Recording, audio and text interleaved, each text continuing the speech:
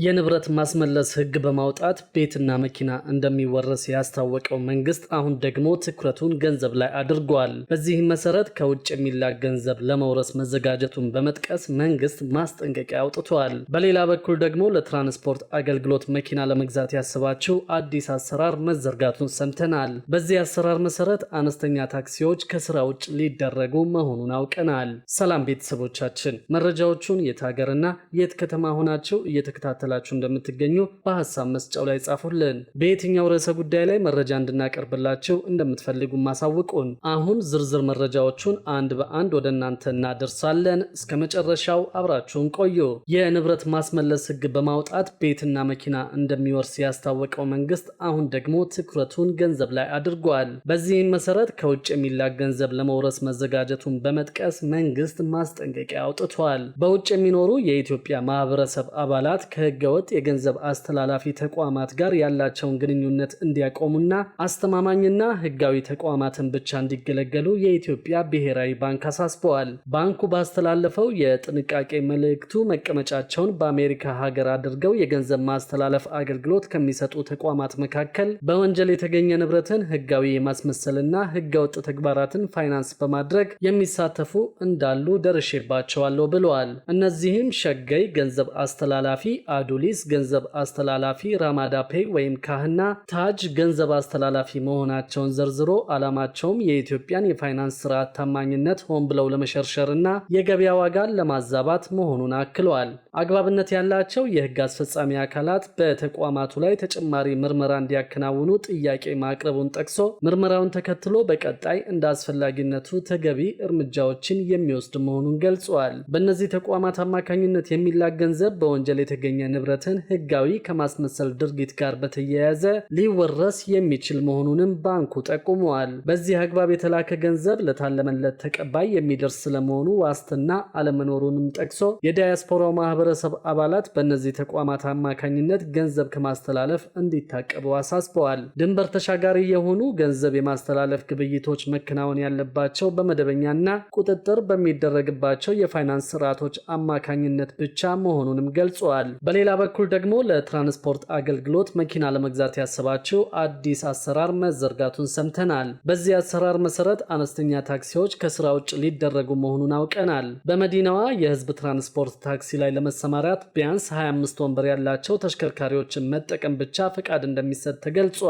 በመዲናዋ ያሉት ሰማያዊ በነጭ ኮድ 1 የህዝብ ማመላለሻ ታክሲዎች በአገልግሎት ብዛት በማርጀታቸው መቀየር እንደሚገባቸው የአዲስ አበባ ትራንስፖርት ቢሮ አስታውቋል። ኮድ 1 ታክሲዎቹ ከዚህ ቀደም ከ12000 የሚበልጥ ቁጥር የነበራቸው ሲሆን አሁን ላይ ደግሞ በተለያዩ ምክንያቶች ቁጥራቸው ወደ 4000 መውረዱን የትራንስፖርት ቢሮ ኃላፊ አቶ ያብባል አዲስ ገልጸዋል። አሁን ላይ ለመዲናዋ ገጽታ ብሎም ለነዋሪዎች ደህንነት ሲባል ተሽከርካሪዎችን መቀየር የሚያስፈልጋቸው ሲሆን የተሽከርካሪ ባለንብረቶቹ የመኪና ቅያሪ ማድረግ እንደሚገባቸው ተናግረዋል። የመኪና ቅያሪ ለማድረግ መንግስት ብድር በማመቻቸትና ከቀረጥ ነፃ በሆነ መንገድ ተሽከርካሪ እንዲያገኙ ድጋፍ እንደሚያደርግ አቶ ያብባል ጠቁመዋል። በሌላ በኩል ደግሞ ወደ ታክሲ አገልግሎት መግባት የሚፈልጉ አካላት ከዚህ በኋላ ፈቃድ ለማግኘት ከ25 ወንበር በላይ ያላቸው መኪናዎችን በተጨማሪም በኤሌክትሪክ የሚሰሩ መኪናዎች በቅድሚያ ማሟላት እንደሚገባቸው የአዲስ አበባ ትራንስፖርት ቢሮ አመላክቷል። ከዚሁ ጎን ለጎን የትራንስፖርት ሚኒስቴር ያረጁ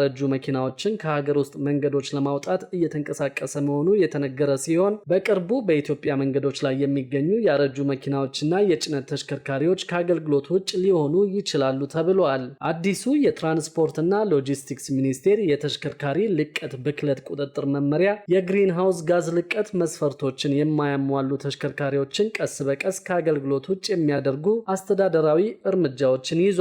አዲሱ መመሪያ እንደሚያመለክተው ማንኛውም አዲስ ወይም ያገለገለ ተሽከርካሪ አስመጪ መኪናዎቹ የጋዝ ልቀት መስፈርቶችን ማሟላታቸውን ማረጋገጥና ለእያንዳንዱ ተሽከርካሪም የማረጋገጫ የምስክር ወረቀት መስጠት ይጠበቅባቸዋል። ሁሉም የነዳጅ ተሽከርካሪ ባለቤቶች ልቀታቸውን እንዲያስመረምሩና በ6 ወራት ጊዜ ውስጥም የማረጋገጫ ሰርተፊኬት እንዲያገኙ አስታውቀዋል። በምርመራ ወቅት ችግር ያለባቸው ተሽከርካሪዎች ልቀታቸውን ለመቀነስ ለ4 ወራት ብቻ ጊዜ እንደሚሰጣቸው በመመሪያው ላይ ተገልጿል። በሌላ በኩል ደግሞ የኦሮሚያ ህብረት ስራ ባንክ የ30 ቢሊዮን ብር ብድር ያለማስያዣ መስጠቱን አስታውቋል። የኦሮሚያ ህብረት ስራ ባንክ ለጥቃቅን አነስተኛና መካከለኛ ለመደበኛ ነጋዴዎች ባቀረበው ምቹ በተሰኘ ያለማስያዣ የዲጂታል ብድር አገልግሎት 30 ቢሊዮን ብር ብድር መስጠቱን ገልጿል። ባንኩ ምቹ ዲጂታል ያለዋስትና የብድር አገልግሎት መስጠት የጀመረው በ2014 ዓ.ም ሲሆን አገልግሎት መስጠት ከጀመረበት ወቅት ጀምሮ 1.8 ሚሊዮን ለሚሆኑ የብድር አገልግሎት ፈላጊዎች 30 ቢሊዮን ብር ብድር መስጠቱን የባንኩ ፕሬዝዳንት አቶ ደርቤ አስፋው ተናግረዋል።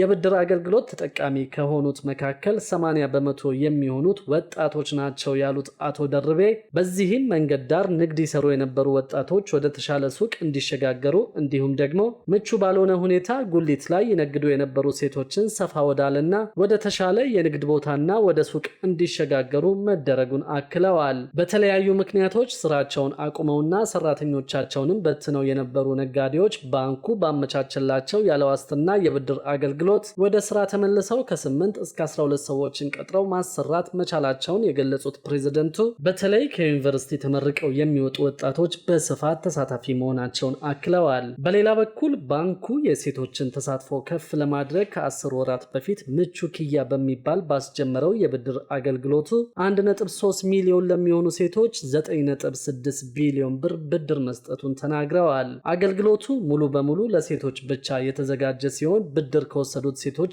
አብዛኛዎቹ ወጣቶች መሆናቸውን በቀጣይ ለአርሶ አደሮች ምቹ የብድር አገልግሎትን ለማመቻቸት በሙከራ ላይ እንደሆነም ገልጸዋል። ፋርም ፓስ በሚል ለአርሶ አደሮች የብድር አገልግሎት ለመስጠት በተደረገ ሙከራ የተሻለ ምርታማነትና የገንዘብ ተጠቃሚነትን እንደሚያሳድግ መታየቱን ፕሮግራሙ ለአርሶ አደሮች የገበያ ትስስርን መፍጠር፣ የህብረት ስራ ማህበራትን፣ ገዢዎችን በግብርና ማቀነባበርና በሌሎች የግብርና አገልግሎት ሰጪዎችን የሚያገናኝ ዲጂታል የብድር አገልግሎት ነው ብለዋል። 600 ሺህ የሚጠጉ አርሶ አደሮች ለፋርም ፓስ ሙከራ የቀረቡ ሲሆን አርሶ አደሮቹ ያላቸውን የእርሻ መሬት ስፋት፣ በየዓመቱ የሚያመርቱት ምርትና የምርቱ መጠን የሚሉትና ሌሎች ሙሉ መረጃዎችን ሰብስበው መያዛቸውን አቶ ደርቤ አስታውቀዋል። አርሶ አደሮችን ምቹ የብድር አገልግሎት ተጠቃሚ ያደርጋል በተባለው ፋርም ፓስ ከ1000 በላይ የህብረት ስራ ማህበራትና 68 ዩኒዮኖች እንዲሁም ደግሞ ለኢንዱስትሪ ግብዓትና ለውጭ ገበያ ከአርሶ አደሮች ግብዓት የሚጠቀሙ ተቋማት መካተታቸውን ገልጸዋል።